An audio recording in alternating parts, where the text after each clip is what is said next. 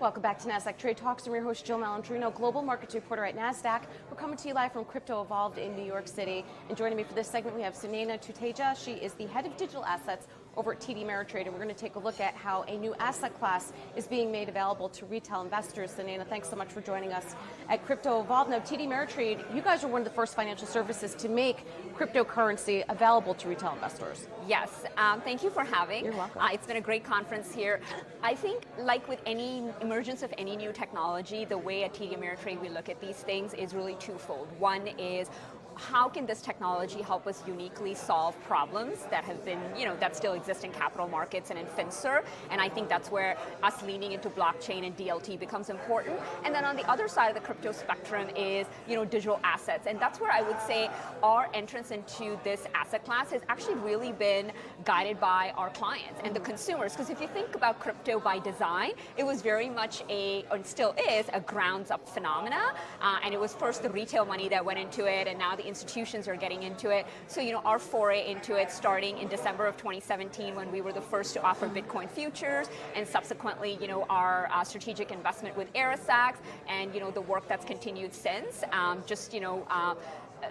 underscores the fact that, this is an emerging asset class and it's worthy of, our entry into it, but in a responsible and prudent manner. And what kind of feedback are you getting from your retail clients? Yeah, so, a lot of what we do is really predicated on the voice of the client. So one of the ways that we stay plugged in is actually any of our clients, and even non-clients, can go to any of our platforms and with a simple tap or a message can let us know what they're thinking about in terms of crypto and if they're interested in digital asset space, and all of that comes to me. So talk about having your product roadmap guided truly by the voice of the client. Right. And we see a steady stream of interest with spikes here and there. Of course, this weekend, everybody was very plugged into it.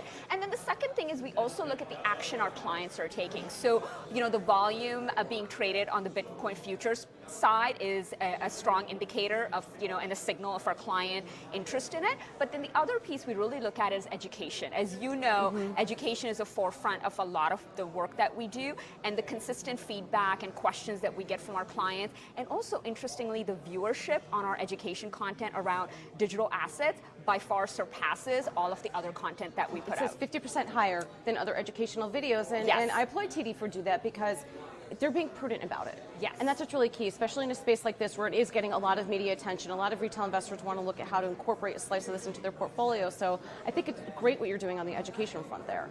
Thank you. And I think, education's always been a forefront of everything we do. And with this asset class, we're even more strongly interested in education because crypto's come a long way in 10 years, but it's still nascent in the context of everything else. There's still a lot of complexity, and it continues to evolve, and hence the conference Crypto Evolved.